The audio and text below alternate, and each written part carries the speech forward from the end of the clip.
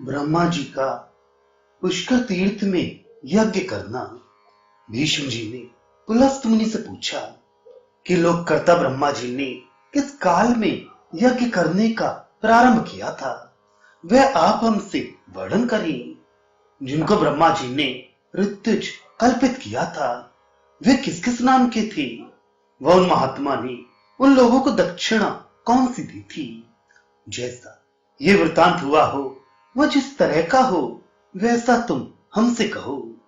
हमको पितामह के यज्ञ के विषय में सुनने में बड़ा कौतूहल है। पुलस्त जी बोले कि ये कथा हम पूर्व समय में भी कह आए हैं कि जब ब्रह्मा जी ने स्वयंभू मनु को व अन्य मरीच आदि प्रजापतियों को उत्पन्न किया, तो सबों से कहा कि तुम लोग सृष्टि करो। वह खुद पुष्कर तीर्थ को चले गए। वहां विस्तार सहित यज्ञ की सामग्री इकट्ठी करके अग्नागार में स्थित हो गए। गंधर्व गान करते हैं, वह अप्सरा नाचती हैं, वह ब्रह्मा, उद्गाता, होता व अर्धवायु ये चारों यज्ञ के सिद्ध करने वाले होते हैं। एक एक के संग तीन तीन अन्य इनकी रक्षा के लिए रहते हैं। ब्रह्मा के संग ब्रह्म वाक्यात व अग्निद्र ये तीन और रहते हैं। उनमें पहले का काम अन्वेषण करना, दूसरे का सब विद्या जानना, तीसरे का ब्रह्मा को प्रसन्न करना। उद्गाता के संग भी एक होता, एक प्रत्युद्गाता व एक छोटा ब्रह्मा। चतुष्टय द्वितीया ये उद्गाता की कही गई है।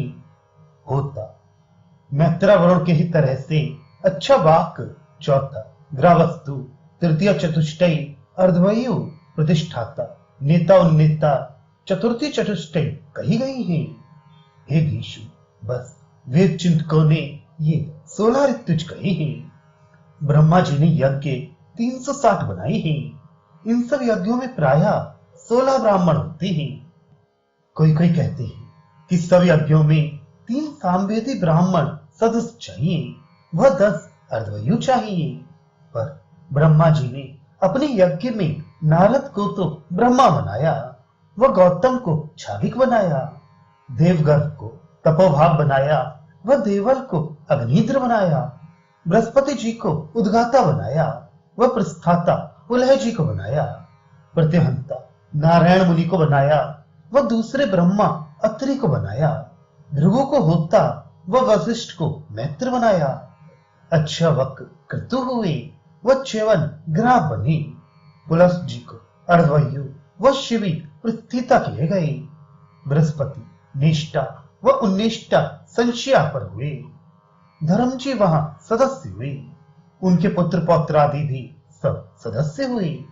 भरद्वाज, शमीक व पुरुकुत्स, युगंधर, हेड़, त्रिणक, केश, कुत्तप, गार्ग्य, वेदशीर इन सबको सामवेदी अर्धवायु बनाया।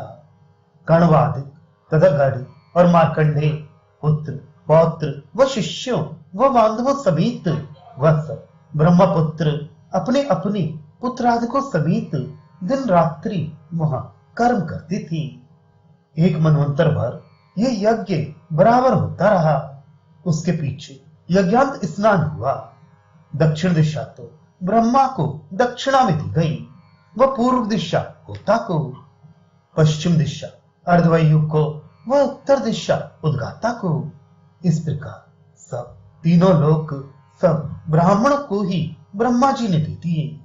वह सैकड़ों धेनु यज्ञ सिद्धि के लिए ज्ञानवानों द्वारा देना चाहिए।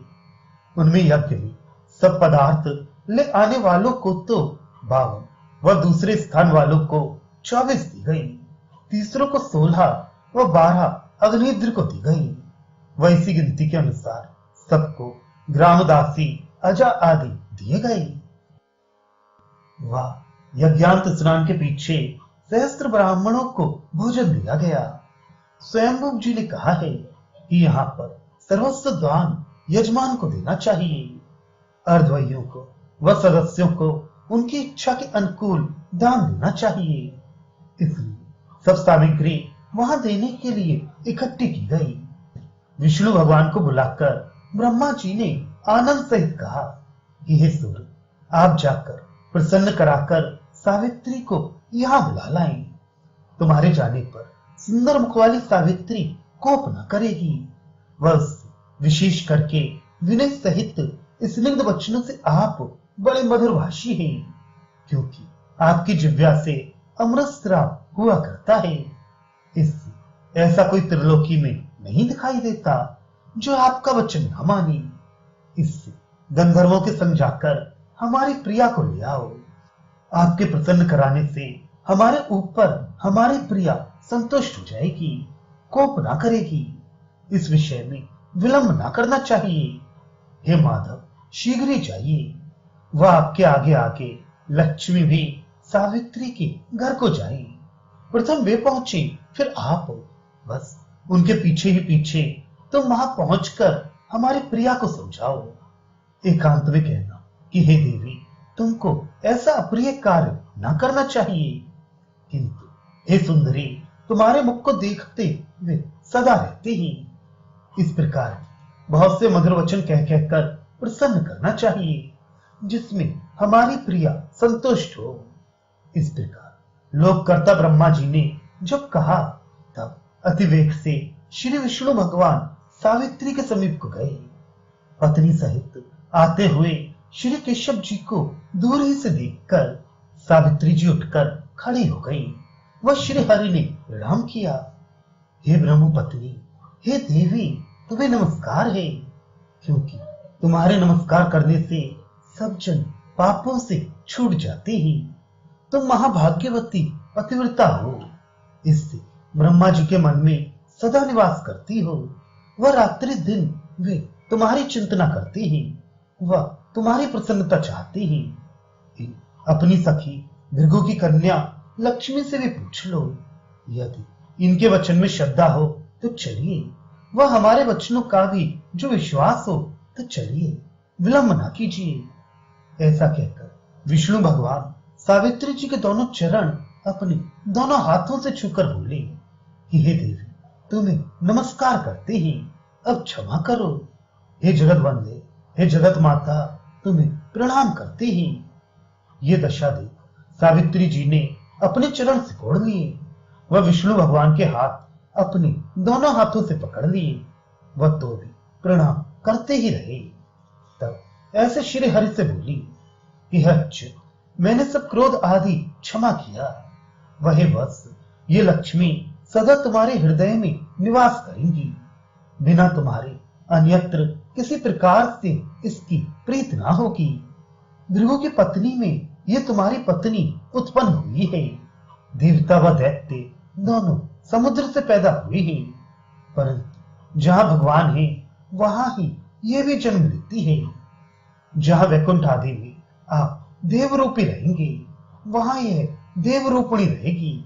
वहां जहां आप मनुष्य तनु धारण करेंगे, वहां मनुष्य हो जाएगी। तुम्हारी सदा सहायक रहेगी, इसमें कुछ भी संदेह नहीं है। सो भी अत्यंत पातिव्रत धर्म के साथ सेवा करती रहेगी। हे प्रभु, अब इस समय जो मुझको कर्तव्य हो वह मुझसे कहो। विष्णु भगवान बोले कि यज्ञ का अंत हो चुका, हमको तुम्हारे समीप भेजा है कि सावित्री को शीघ्र लाओ, जिसमें उनके संग यज्ञांत स्नान करें। इससे हे देवी, आप हर्षित होकर शीघ्रता से चलो। वह सब देवताओं के मध्य में बैठे हुए अपने पति के दर्शन करो। फिर लक्ष्मी जी बोली कि हे आर्य, तुम शीघ्र उठो। वह जहां पितामह जी हैं वहां शीघ्र चलो। बिना तुम्हारे हम ना जाएंगी, ये तुम्हारे चरण छूकर कहती है।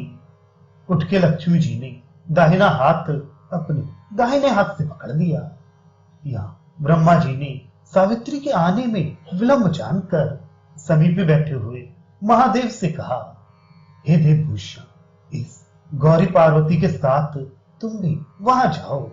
गौरी तो तुम्हारे आगे आगे जाए, वही शंकर तुम पीछे पीछे जाओ। वह समझा बुझाकर तुम लिवा लाओ। वही उपाय करना जिससे शीघ्र ही सावित्री आए। इस प्रकार ब्रह्मा की आज्ञा से रुद्र पार्वती दोनों स्त्री पुरुष ब्रह्मा जी की प्रिया से बोले कि हे पतिव्रते, तुमको बड़ा काम करना है। तुम पर्वत नंदिनी वरारोहा उमा से पूछ लो, वही शिवालिनी इन विशाल नयनी लक्ष्मी से पूछ लो, वह चलकर इंद्राणी से भी पूछ लेना। वह जिस किसी का विश्वास करती हो उसी से पूछ लो, तुम्हें नमस्कार करती ही। ऐसा सुनकर ब्रह्माणी जी ने देव देव महादेव जी को आशीर्वाद दिया। वह कहा कि हे शंकर, यह गौरी तुम्हारे आधे शरीर में सदा शोभित रहेगी। हे त्रिलोक सुंदर, तुम इससे और भी शोभित होते हो। हे शत्रुघ्न, तुमको नाथ पाकर सब जगत सुखभागी है। ऐसा कहती हुई ब्रह्मा की प्रिया सावित्री का गौरी ने वाम हाथ पकड़ा, वह लक्ष्मी ने दाहिना हाथ ग्रहण किया। इस प्रकार उन दोनों ने पकड़ा तो नमस्कार करके शंकर जी बोले कि हे महाभागे, चलो चलो, जहां तुम्हारे पति ब्रह्मा हैं। हे वरारोही, वहीं चलो, क्योंकि स्त्रियों को भरता ही परम गति होता है। इस प्रकार बड़ा आग्रह होने पर हे देवी, तुमको चलना चाहिए। कि देखो हे देवी, ये लक्ष्मी जी व पार्वती तुम्हारे आगे खड़ी हैं।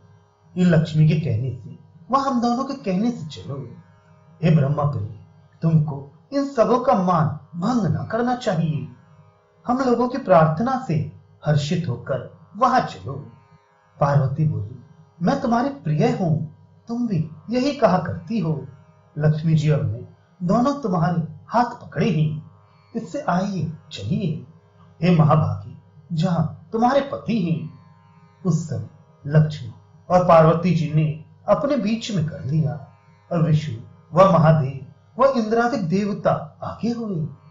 गंधर्व व अप्सरा व और त्रिलोक के चरचरों के साथ ब्रह्मा की प्यारी सावित्री वहां पहुंची।